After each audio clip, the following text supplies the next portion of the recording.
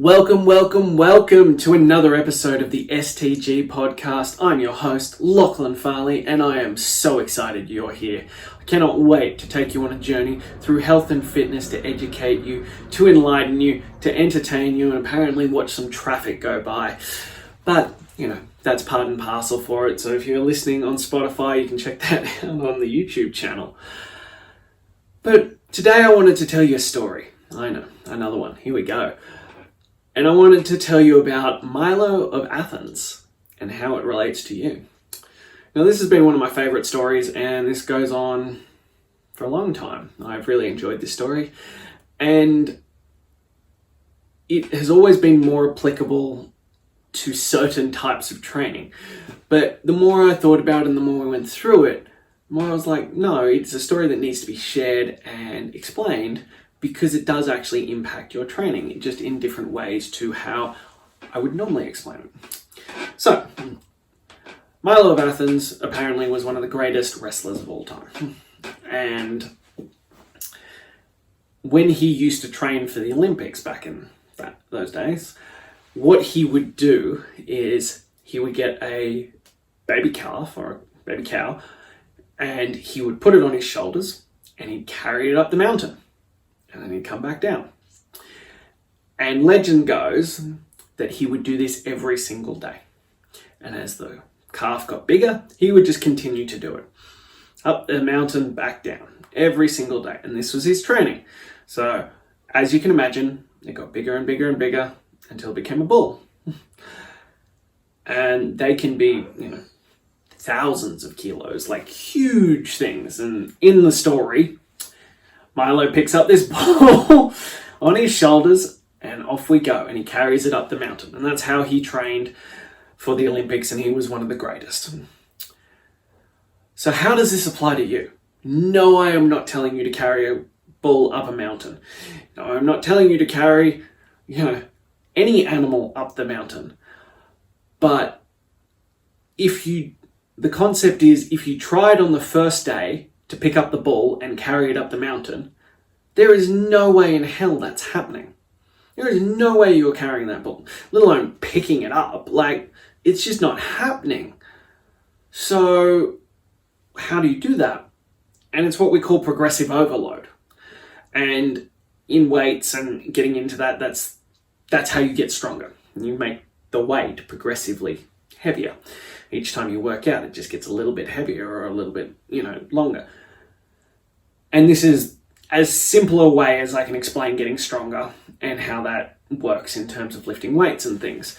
And getting stronger has effects in terms of the muscle density, how well your body works in metabolic function, those kinds of things. The stronger you get, the better the body functions within a certain spectrum.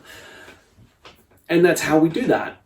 But progressive overload is the key to getting fitter in whatever capacity you want to break that down. Whether that be running, lifting weights, doing strength training, using bands, Pilates, yoga, anything, even, beyond the fitness realm, working, learning a skill, those kinds of things. Progressive overload is how you get better.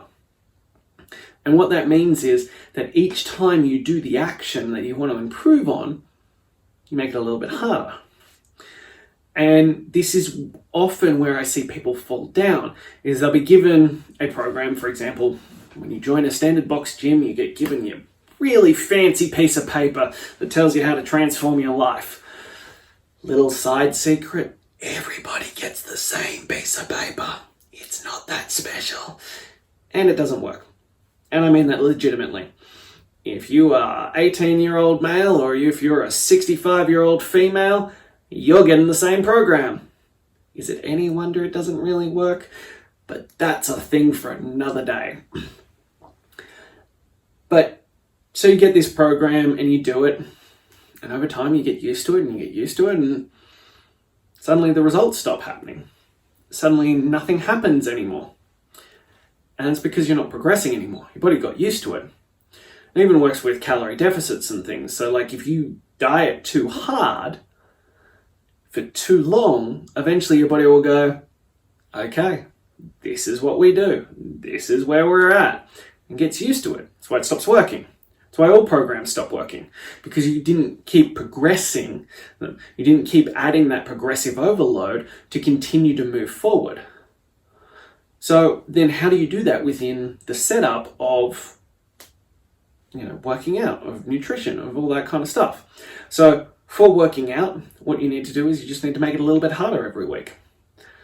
That's why people pay us. Like, it's one of the reasons why people come to the gym. It's one of the reasons why they go to our online programming, is because we do that for you. So then you don't need to stress about it. It just happens. So you turn up and we're like, here are the weights, or if you're doing it online, we tell you which weights to use, and you just go. But it needs to be getting a little bit harder every single time. And harder can be more weight. It can be slowing down the movement. It can be less rest. It can be more volume. Any of those things will achieve the same outcome. But as long as each time you do it, it gets harder. And that's how you will make progress.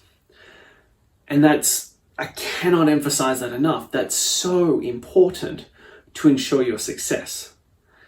If you're not making it harder each time, and it goes against the grain of who we are as humans, because we just want to be comfortable, we just want to sit on the couch and eat our Ben & Jerry's and drink our bottle of wine. But if we want to actually get results and feel healthier and look better and be more confident, become strong, fit and confident, this is what it takes. On a nutritional level, what's required on that, when you're getting into the finer details of weight loss, the initial stuff's just about generally making changes and getting you to eat better food, generally more protein. But if we're talking the finer details of it, what you need to do is it needs to be a cycle or a curve or whatever you want to call it, I'm not sure.